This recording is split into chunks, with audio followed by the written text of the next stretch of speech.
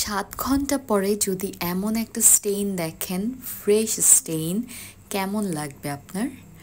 আমারও ঠিক খুবই ভালো লাগছিল। ৭ ঘন্টা পর ঘুম থেকে উঠে দেখলাম আলহামদুলিল্লাহ এই ব্যাচের মেহেদি অনেক ভালো রং এসছে।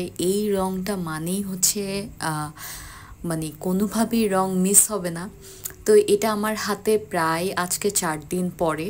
আজকে আমরা একটা কাজে যাচ্ছিলাম, পরে এরকম ফুলের মাঝখানে সানজিদ আমাকে বলছে, আপু কিছু চলেন ক্লিপ নিয়ে দিই। ও আমাকে এই যে হাতে পরা ফুলটা আবার গিফটও করে।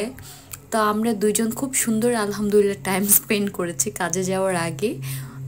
সানজিদার সাথে আমি প্রায় অনেক কিছু স্ট্রিট ফুড এটা সেটা খেয়ে একদম মনে করেন অস্থির।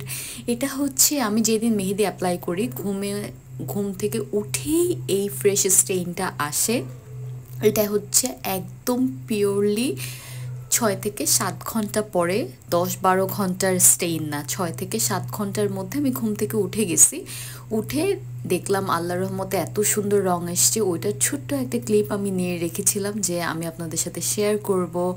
এটাই ছিল সেই স্টেইন। আপনারা হাতে মেহেদি দেওয়ার ঠিক ৬ থেকে ৭ ঘন্টা যদি মিনিমাম হাতে রেখে দিতে পারেন, মানে জোর করে ফেলবেন না, মেহেদি শুকায় গেলে একা একা ঝরে পড়ে যেতে থাকে। আমার হাতে কিন্তু দেখবেন অর্ধেক আছে অর্ধেক নাই। এরপর যদি আপনি পানিটা অ্যাভয়েড করেন, মেহেদি দেওয়ার ঠিক ৬ থেকে ৭ ঘন্টা মিনিমাম পানি অ্যাভয়েড করেন, আল্লাহর রহমতে হাতে রংটা বসবেই।